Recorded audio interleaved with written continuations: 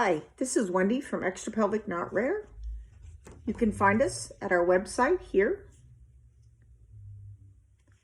We are a 501c3 nonprofit who's dedicated to increase awareness and education about disease that occurs outside the reproductive organs, support structures, and localized area. How did the name EPNR come about? Extrapelvic Not Rare. If any of you have had an opportunity to see today's post on our Extrapelvic Not Rare Instagram site, you'll find Groot there using the expression, "I am extra, not rare." Groot's a perfect example of my frustration with dealing with scientific literature over the years of always seeing the qualifier rare being used to describe extrapelvic disease. Unfortunately, I feel that in the scientific literature, use of the qualifier is based on faulty foundations. This is based on isolated data collected from isolated facilities throughout the world. These can include large surgical centers, often established with institutions, large university medical facilities. I think that the use of rare for this term is also based on the failure to recognize signs and symptoms of extrapelvic disease, failure to understand the limits of imaging's positive and negative findings, as well as lack of diagnostic codes. I discuss this further in one of our videos on our Extrapelvic Not Rare website that can be found directly on the welcome page.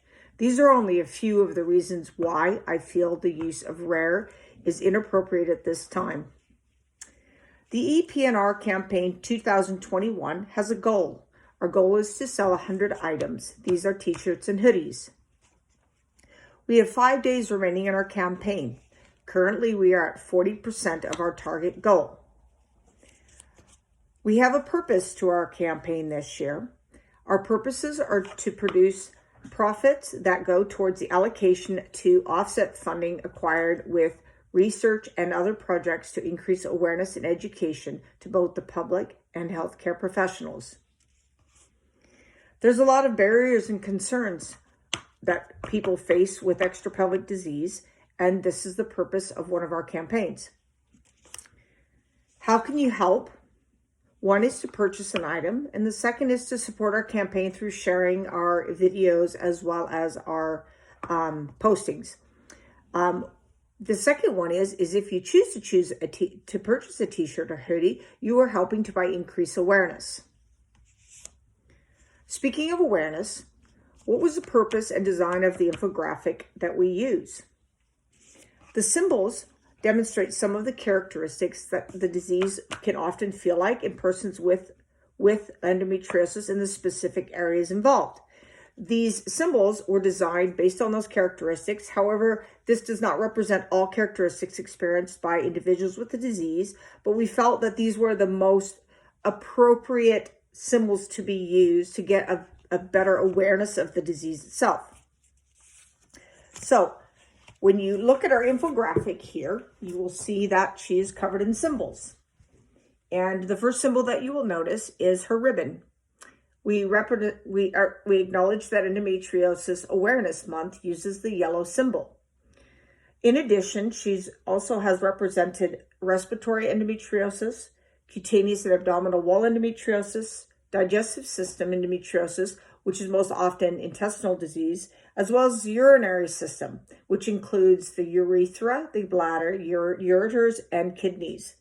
In addition, we also have nerve endometriosis. Most commonly affected is the peripheral nerves of the lower extremities, lower abdominal area, perineum, as well as nerve roots primarily the sacral roots.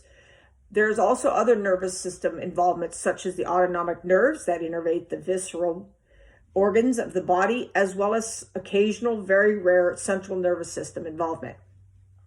So to break each one of these symbols down individually, if you choose to wear a campaign shirt, when you're out in the community and somebody asks you a little bit about the infographic and what it represents, you can point to an area that you have disease, which is also helpful to explain that and educate them, as well as the other areas.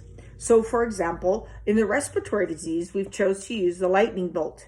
The lightning bolt represents piercing pain that penetrates through the chest.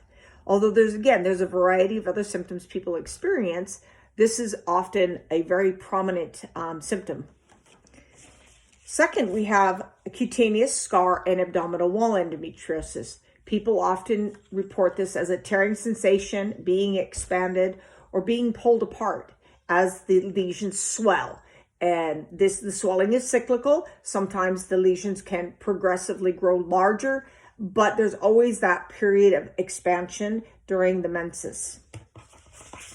The next area that we chose to use was the puffy cloud for digestive disease. As we note, not all digestive disease feels like this. However, when you think about digestion and you think of the bloating that we experience, as well as the crampiness, twisting, it can be sharp or dull. It can also give you diffuse, local, or wide-spreading cramping sensations, as well as being intermittent, constant, or wave-like peristalsis. Last, we have the urinary system. Well, second to last, the urinary system, which is often described as a pressure sensation. It can be sharp, particularly with emptying and filling of the bladder, or as urine passes through the ureter, as well as a sharp progressive peristalsis that can often occur. It's important to note, though, that 25 to 50% of persons per literature report no symptoms with ureter or renal disease, kidney disease. In fact, the kidney does not have pain receptors. However, you can experience a sensation of pressure when there's a blockage that's affecting the kidney for proper drainage. And again, you can have a burning sensation as you're voiding, which is common with bladder disease. The last symbol that she represents, although it does not represent all extrapelvic disease, as we know it exists in all 11 body systems, it is important to highlight the more common areas that we see. The last would be nerve endometriosis. More commonly, it affects the peripheral nerves, as I noted, the nerve roots, mostly the sacral nerves, sometimes the lumbar nerves, as well as the plexus systems of the autonomic system that innervates the digestive system, the urinary system, the reproductive system, that sort of thing, as well as the rare occurrence of having central nervous system lesions. Most often, the nervous pain you experience will travel along the root of the nerve, if it's a peripheral nerve or nerve root. It's also experienced as shooting pains, radiating, burning, sharp pains, pins and needles. It could also experience weakness. Not every nerve that's affected will have sensory and motor loss. It depends on the composition of the nerve. So our campaign closes on Sunday, June 20th at midnight Eastern Standard Time. There is international shipping available, and that's important. Again, why I ran this campaign to ensure that I have international shipping is because this is an international global disease, and therefore we want to have global awareness. I do notice that now we have quite a few people from Australia that have purchased shirts, as well as Sweden and France. Those are the ones that I've seen just recently. So I'm really excited to see that our infographic is getting out there. Where can you order a shirt to help us and support our campaign, as well as support the funding for research that we're doing?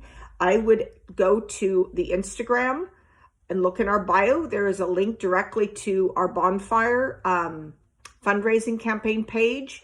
There's also a video there to explain more detail about the campaign, as well as our website directly, again, on the homepage, the welcome page. You'll see a variety of activities that we've been involved with recently. We have a couple webinars on there, as well as a few videos that have been created, particularly focusing on disease outside the female reproductive organs, support structures, etc.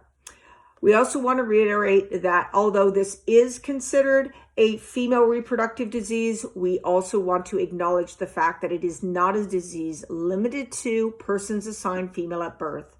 This is a disease that affects transgender persons, non-binary persons, and occasionally the very rare cis male. So if you'd like to learn more about it, please follow these links. Again, thank you for your time and thank you for the support you can give us. I appreciate the community standing behind the grassroots organizations that we have that are coming here to make changes that are well overdue and they need to be addressed. Have a good day.